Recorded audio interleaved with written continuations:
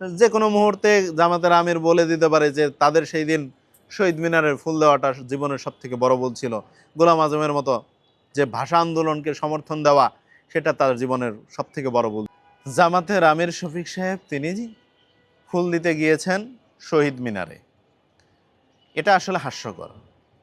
আমি বলতে চাই জামাতের আমির তিনি দেশপ্রেমের জায়গা থেকে শহীদ মিনারে ফুল দিতে যান নাই, তিনি ফুল দিতে গিয়েছেন বিরোধী দলের নেতা হিসেবে। তিনি তাই করেছেন, বিরোধী দলের নেতা হিসেবে ফুল দিয়ে এসে চলে আসছেন।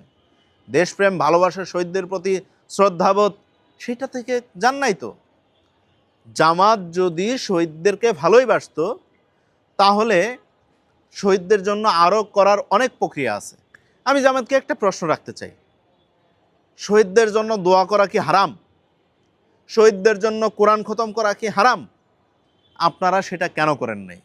আপনারা বললেন ফুল দেওয়া হারাম, ঠিক আছে, ইসলামিক একটা রাজনৈতিক দল হিসেবে আপনারা সেটা করতে পারেন, ফুল দিলেন না, ঠিক আছে, ভালো কথা, শ্রদ্ধা করলেন না, সমস্যা নাই, শ্রদ্ধা করার আরও অনেক মাধ্যম আছে, আপনি কেন সেই মাধ্যমগুলো ব্যবহার করলেন না?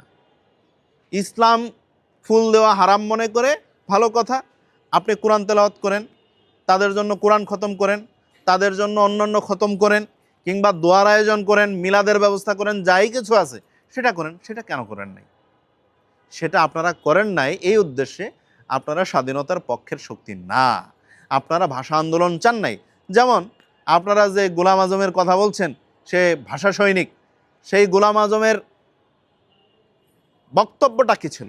সে ভাষা সৈনিক নিজেকে প্রমাণ করতে চায় না, সে নিজে হতে চায় না, সে সেটাই তো বলেছে। গণমাধ্যমে সেই সময়ের পত্রিকায় এসেছে তার জীবনের সবথেকে বড় ভুল ছিল সে ভাষা আন্দোলনের সমর্থন কেন দিয়েছিল, এটা তার জীবনের সবথেকে বড় ভুল।